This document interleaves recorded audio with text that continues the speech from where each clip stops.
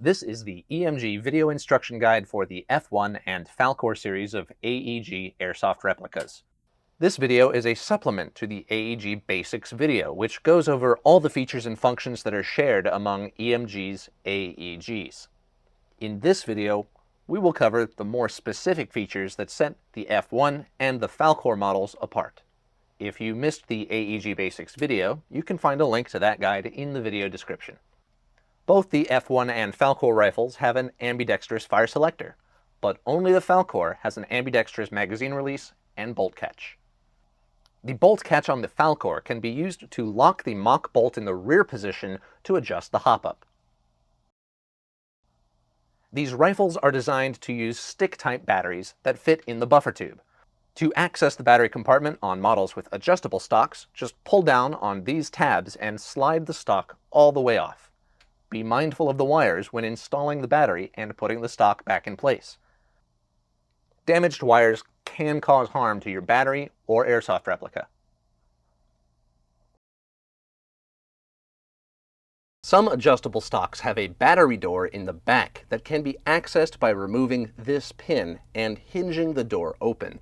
You can then access the wires and install the battery without having to remove the entire stock. For the F-1 model with the competition-style stock, locate this button on the top side of the end cap.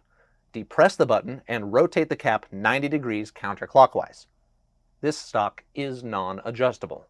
At the time of this recording, all of the newest versions of the F-1 and the Falkor AEGs use the new E-Silver Edge gearbox, featuring a quick change spring, an SDU chipset with a micro switch trigger, and an optional BlowBack feature that we'll talk about in a moment. The quick change spring can be accessed through the buffer tube. You do not have to remove the buffer tube or the gearbox to change it. Just use a long screwdriver to first depress and then rotate the spring guide 45 degrees in either direction. This allows the 4 tabs on the spring guide to fit through the corresponding slots on the back of the gearbox shell. Some coaxing may be required to get the spring guide out past the wires. Then, carefully use the screwdriver to guide the spring all the way out. It is not recommended to install any spring rated above M130 without additional upgrades to the system. To install the electronic BlowBack mock bolt, available separately, you must first separate the upper receiver from the lower receiver. To accomplish this, pull the pin located forward of the magazine well out from the right side of the airsoft replica. The pin is captive, so it won't fall out or go anywhere. Once the receiver has been separated, locate this screw and remove it.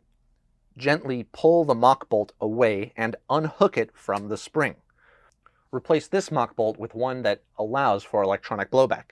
You can tell the difference between the two by these extended tabs on the back of the BlowBack version.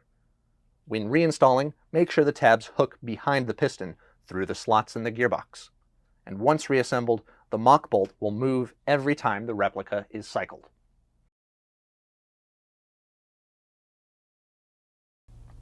If you do need to remove the gearbox out of your F-1 or Falkor lower receiver, make sure that you do not take the buffer tube off. Taking the buffer tube off before you remove the gearbox will damage your wires and may even sever them. Take the gearbox out before you take the buffer tube off. If you have additional questions, you can always contact us through our website, evike.com. Play it safe, be responsible. Thank you for choosing EMG.